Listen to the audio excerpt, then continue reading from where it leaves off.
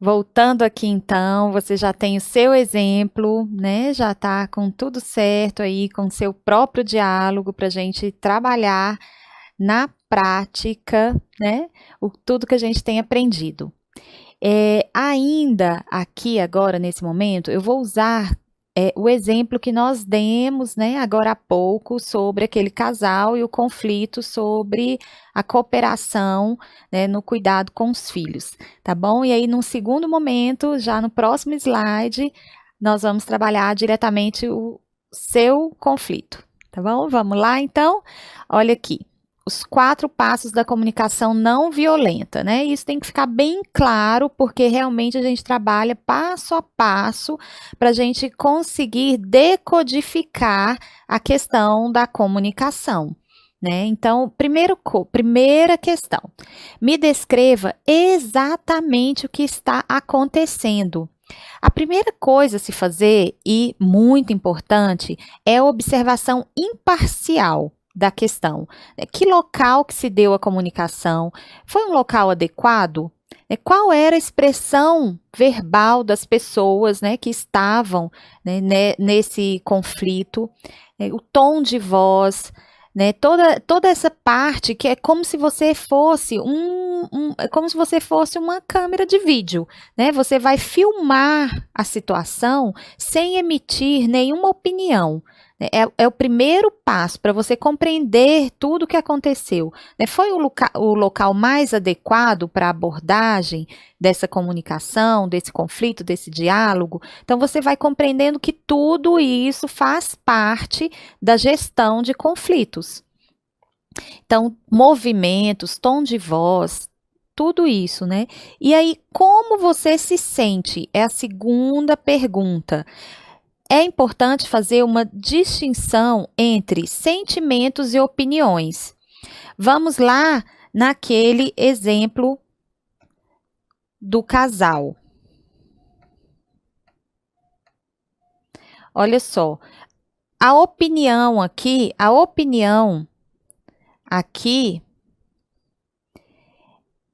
ela é crítica. Não me sinto reconhecido.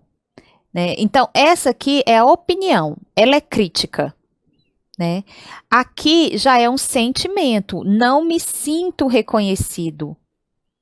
Aqui já é uma opinião, a opinião dela. Ele é folgado. Me sinto sobrecarregado. Então, aqui, ó, essas duas aqui já são sentimentos. E essas duas aqui são opiniões.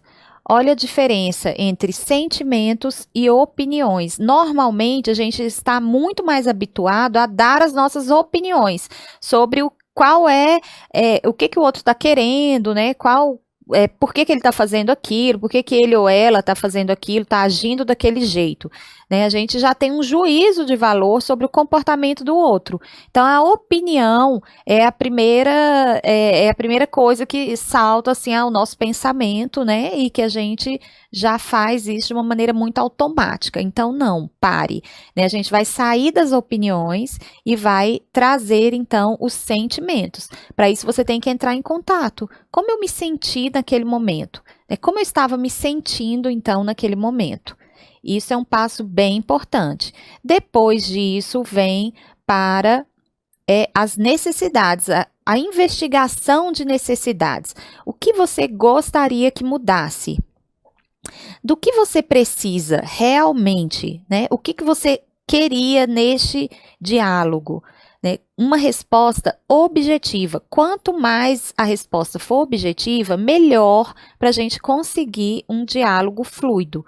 Né? Então, ela precisa de ajuda.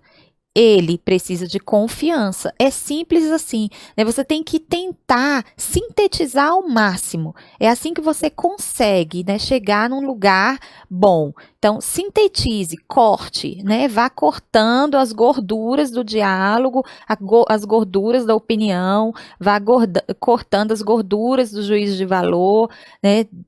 Do sentimentalismo exacerbado, não. Né? Deixe só o que for objetivo, né? Deixe só o que for essencial. E como você pode elaborar este pedido? Né? Então, esse aqui é um passo muito importante, a elaboração dos pedidos, que tem que ser uma elaboração clara, direta e objetiva. Pedidos. Então, qual é o pedido dela? Tenho me sentido sobrecarregada. Aqui, ó, quando falo tenho me sentido, já contextualizo a situação. Né? Então, eu já trago para o contexto, né? Como eu tenho me sentido, né? E por isso eu preciso da sua ajuda no cuidado com os nossos filhos. Gostaria que você fizesse tal, tal e tal coisa. Veja só como tem que ser objetivo. Você já tem que dizer até o que você quer.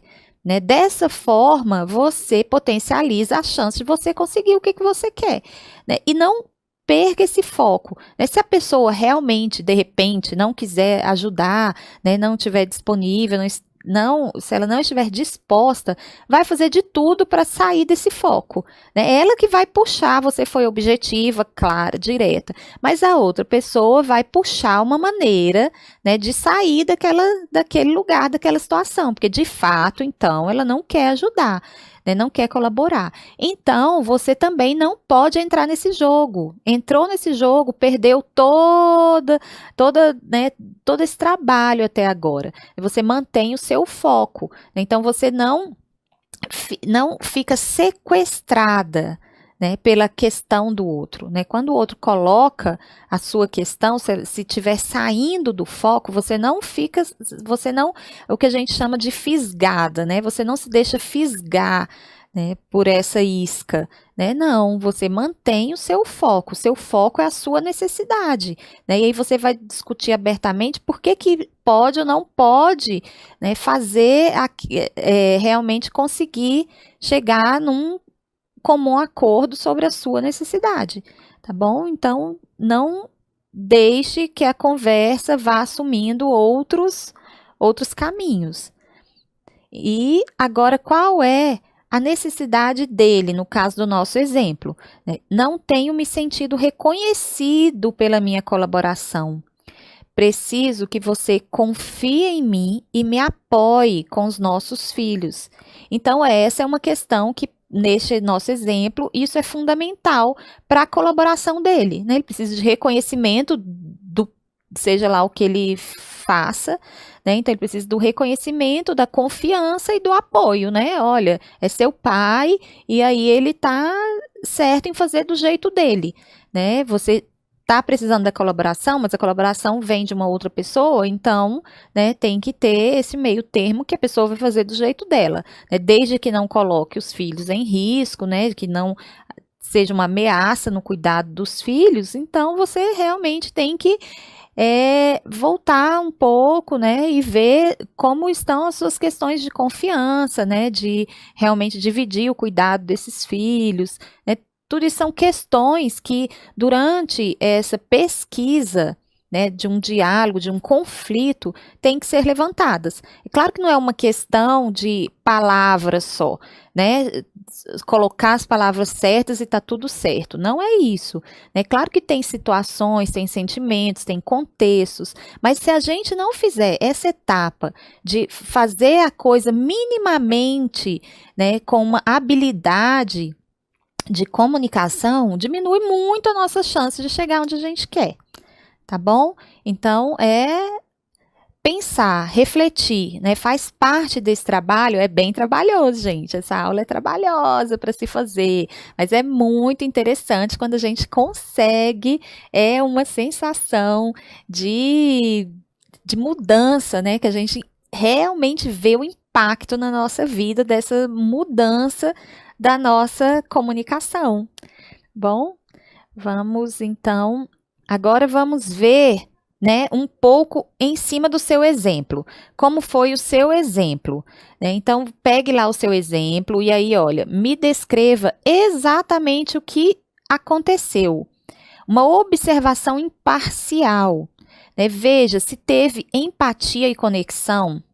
Perceba, então, seja sincero com você mesmo, né? Aqui é você com você mesmo, seu trabalho, né? Então você tem que ser bem sincero, né? Perceba onde foi que se perdeu essa conexão e essa empatia. Né? Como que se perdeu essa escuta? Né? Quando que cada um estava falando sozinho e já não havia realmente o diálogo? Observe se você se conectou ao seu interlocutor por meio da escuta ativa, buscando